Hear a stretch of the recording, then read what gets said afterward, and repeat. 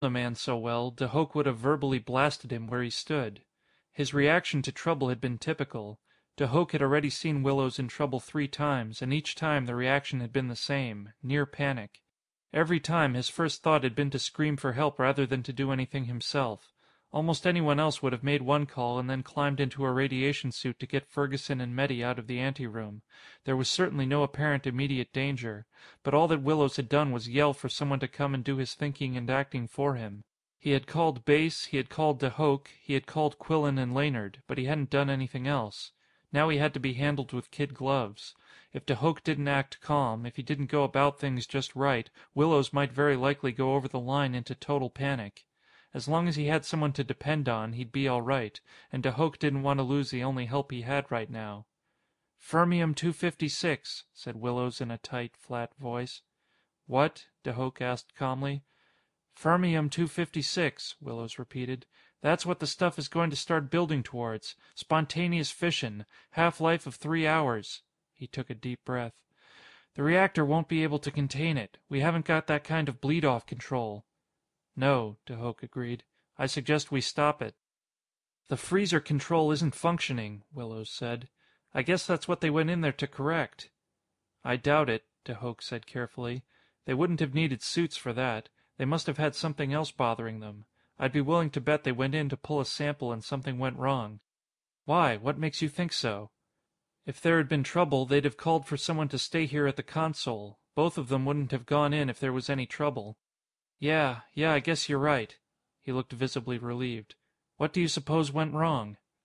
"Look at your meters. 4 of them aren't registering." Willows looked. "I hadn't noticed. I thought they were just registering low. You're right, though. Yeah, you're right. The surface bleed-off. Hydrogen loss. Blew a valve is all. Yeah." He grinned a little. "Must have been quite a volcano for a second or two." De Hooch grinned back at him. "Yeah, must have. Give me a hand with these clamps." Willows began fastening the clamps on the heavy suit. "Do you think Ferguson and Meddy are okay, Guz?" he asked. De Hooch noticed it was the first time he had used the names of the 2 men. Now that there was a chance that they were alive, at least in his own mind, he was willing to admit that they were men he knew. Willows didn't want to think that anyone he knew had done such a terrible thing as die. It hit too close to home. The man wasn't thinking. He was willing to grasp at anything that offered him a chance. Dream straws. The idea was to keep him busy, keep his mind on trivia, keep him from thinking about what was going on inside that reactor. He should have known automatically that it was building toward Fermium 256. It was the most logical, easiest, and simplest way for a DH reactor to go off the deep end. A Ditmars-Horst reactor took advantage of the fact that any number can be expressed as the sum of powers of 2, and the number of nucleons in an atomic nucleus was no exception to that mathematical rule. Building atoms by adding nucleons wasn't as simple as putting marbles in a bag because of the energy differential, but the energy derived from the fusion of the elements lighter than iron 56 could be compensated for by using it to pack the nuclei heavier than that. The trick was to find a chain of reactions that gave the least necessary energy transfer. The method by which the reactions were carried out might have driven a mid-20th century physicist a trifle gaga, but most of the reactions themselves would have been recognizable. There were several possible reactions which Ferguson and Meddy could have used to produce Hg2O3, but de Hooch was fairly sure he knew which one it was. The 5-branch double alpha addition scheme was the one that was easiest to use, and it was the only one that started the damnable doubling chain reaction where the nuclear weights went up exponentially under the influence of the peculiar conditions within the reactor.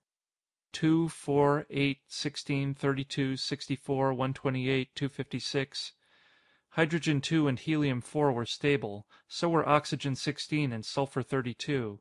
The reaction encountered a sticky spot at beryllium 8, which is highly unstable, with a half-life of 10 to the minus 16th seconds, spontaneously fissioning back into 2 helium 4 nuclei. Past sulfur 32 there was a lot of positron emission as the nuclei fought to increase the number of neutrons to maintain a stable balance. Germanium-64 is not at all stable, and neither is neodymium-128, but the instability can be corrected by positive beta emission. When 2 nuclei of the resulting xenon-128 are forced together, the positron emission begins long before the coalescence is complete, resulting in Fermium-256. But not even a Ditmars-Horst reactor can stand the next step, because matter itself won't stand it, not even in a DH reactor. The trouble is that a DH reactor tries. Mathematically, it was assumed that the resulting nucleus did exist, for an infinitesimal instant of time. Literally, mathematically, infinitesimal, so close to zero that it would be utterly impossible to measure it. Someone had dubbed the hypothetical stuff Instantanium 512.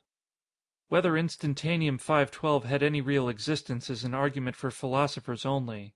The results, in any case, were catastrophic. The whole conglomeration came apart in a grand splatter of neutrons, protons, negatrons, positrons, electrons, neutrinos, a whole slew of Greek-lettered mesons of various charges and masses, and a fine collection of strange and ultra-strange particles. Energy? Just oodles and gobs. Peter de Hooch had heard about the results. He had no desire to experience them firsthand. Fortunately, the reaction that led up to them took time. It could be stopped at any time up to the FM 256 stage. According to the instruments, that wouldn't be for another 6 hours yet, so there was nothing at all to worry about. Even after that it could be stopped, provided one had a way to get rid of the violently fissioning fermium. "Connections okay?" Willows asked. His voice came over the earphones inside the ponderous helmet of the radiation suit. "Fine," said de Hooch. He adjusted the double periscope so that his vision was clear. "Perfect." He tested the controls, moving his arms and legs to see if the suit responded. The suit was so heavy that, without powered joints, controlled by servo mechanisms, he would have been unable to move, even under lunar gravity. With the power on, though, it was no harder than walking underwater in a diving suit. "All's well, Puss," he said. "I'll keep an eye on you," said Willows. "Fine. Well, here goes Colossus de Hooch." He began walking toward the door that led into the corridor which connected the reactor anteroom to the control room. It took time to drag the two inert figures out of the anteroom. All de Hooch could do was grab them under the armpits, apply power, and drag them out. He went out the same way he had come in, traversing the separate chambers in reverse order. First came the decontamination chamber, where the radioactive dust that might have settled on the suits was sluiced off by the detergent sprays. When the radiation detectors registered low enough, de Hooch dragged Ferguson into the outer chamber, then went back and got Medi and put him through the same process. Then he dragged them on into the control room so that Willows could get them out of the heavy suits. "Can you help me, Guz?" Willows asked. It was obvious that he didn't want to open the suits. He didn't want to see what might be inside. De Hooch helped him. They were both alive, but unconscious. Bones had been broken, and Medi appeared to be suffering from concussion. They were badly damaged, but they'd live. De Hooch and Willows made 2 trips down E and C corridors, carrying the men on a stretcher, to get them in bed. De Hooch splinted the broken bones as best he could, and gave each of them a shot of narcodyne. He had to do the medical work because Quillen, the medic, was trapped in Corridor A. He called Quillen on the phone to tell him what had happened. He described the signs and symptoms of the victims as best he could, and then did what Quillen told him to do. "They ought to be all right," Quillen said. "With that dope in them, they'll be out cold for the next 12 hours, and by that time, the boys from base will be here. Just leave 'em alone and don't move 'em any more." "Right. I'll call you back later. Right now, Puss and I are going to see what's wrong with the control linkages on number 2. "Right. Bye-o." De Hooch and Willows walked back to the control room of number 2 reactor in silence. Once inside the control room, de Hooch said, "How are those control circuits?"